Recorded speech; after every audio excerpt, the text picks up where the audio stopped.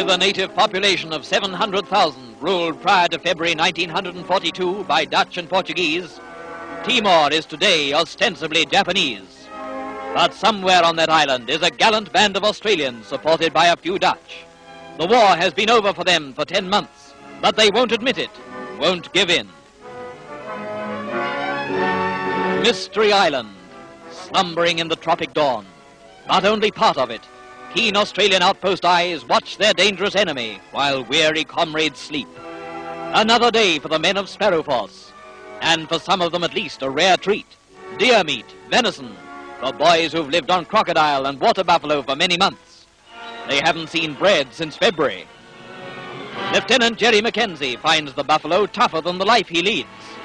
They haven't heard of austerity, but they know about it.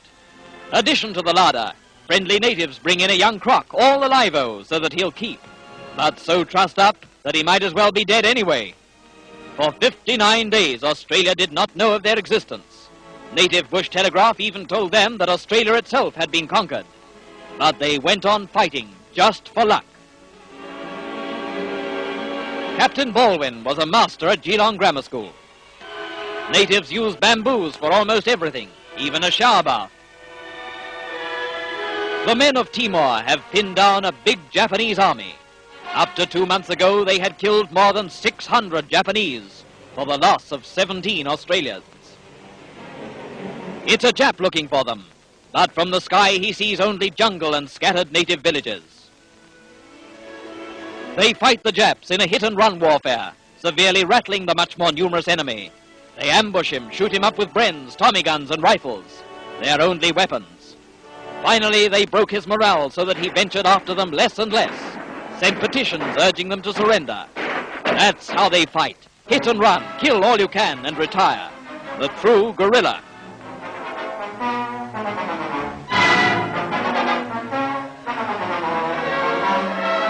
Natives bring in a Dutch officer wounded in the skirmish.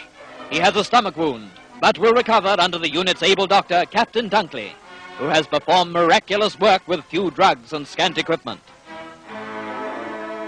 That wound belongs to Private Doc Wheatley of Western Australia, ex-kangaroo shooter.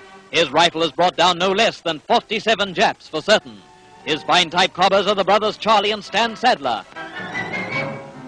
The story of their recontact with civilization is one of the epics of the war. With a few odds and ends, signalers began to build a radio transmitter. They scrounged for everything, going time and again through the Jap lines to do it. They went at night even into Japanese-held Dili, shot up the nips, and took a generator from a car. They melted solder out of old gear and caught it in bamboo for reuse. And after many heartbreaking failures, they got a signal through to Darwin. When they heard Darwin order all stations off the air to prevent interference, those lost nomads got the kind of thrill that comes to few men.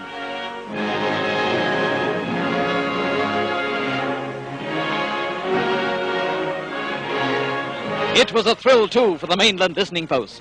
But their first message was received with suspicion. They were all believed dead or captured. It could easily be a Jap trick, a come-on to lead an assisting force into an ambush.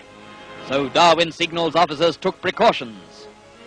Many of the Sparrow Force men were known to them intimately, and back flashed a message. To prove your identity, give Christian name of Jack Sargeant's wife. Answer immediately. That was duck soup to the boys in Timor. They answered immediately. And over the ether flashed the one word which was to bring them help. Food, clothes, ammunition, and the weight and admiration of the whole Australian army. And so supplies came. How they came doesn't matter, but they reached the marooned men of Timor, removing the threat of eventual death. The dwindling stocks of ammunition grimly marked.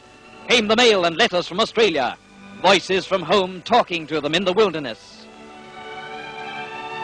And Australian money, not as pay for them because there's nothing they can do with it, but pay for the natives who appreciate the silver currency. The Japs offer paper money printed on the spot.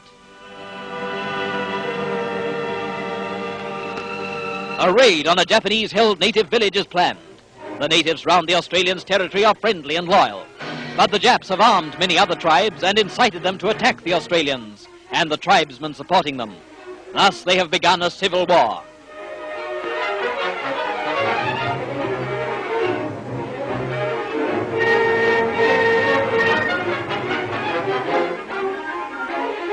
It might be Australian hill country, and the white gums bring back nostalgic memories to the marooned men of Timor. Only a comparatively small patrol of Aussies can be spared for the job. They will rout the Japs, and the natives will then deal with their perfidious countrymen.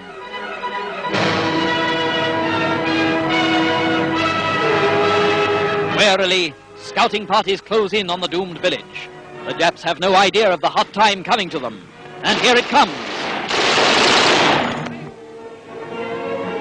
The honourable sons of Nippon light out for the big timber, lengths in front of the native population. And then the bungs go in for the kill, with flaming spears and fire sticks. It's going to be hot today.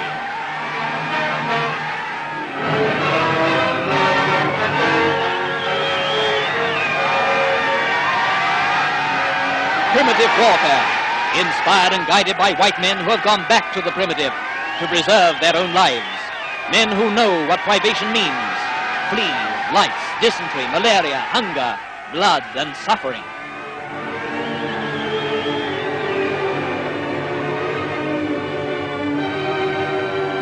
Victory, but removing only one small threat momentarily. And so the prisoners come out, natives, only because the Japs wanted to live to fight another day. Livestock and men in strange mixture. Women, old near to death. And children just beginning life. Young girls, old men, a pitiable band, the spoils of war. For meritorious service, 5 outstanding NCOs are praised by their company commander, Captain, now Major Jeff Laidlaw, famous Newcastle athlete and surf swimmer. Because of his giant proportions, Laidlaw is known as the Bull to his men. Said the Bull when asked about Japanese fanaticism, "I haven't seen much fanatical dying, but I've seen some bloody fanatical running." No pen is better equipped to express the tough, taut, magnificent men of Timor than that of their own Corporal Jones. But you'll hear all our cheers in another 10 years, or in less than that perhaps. They'll say, "Pack up your gear, you're not needed here. This island has run out of Japs."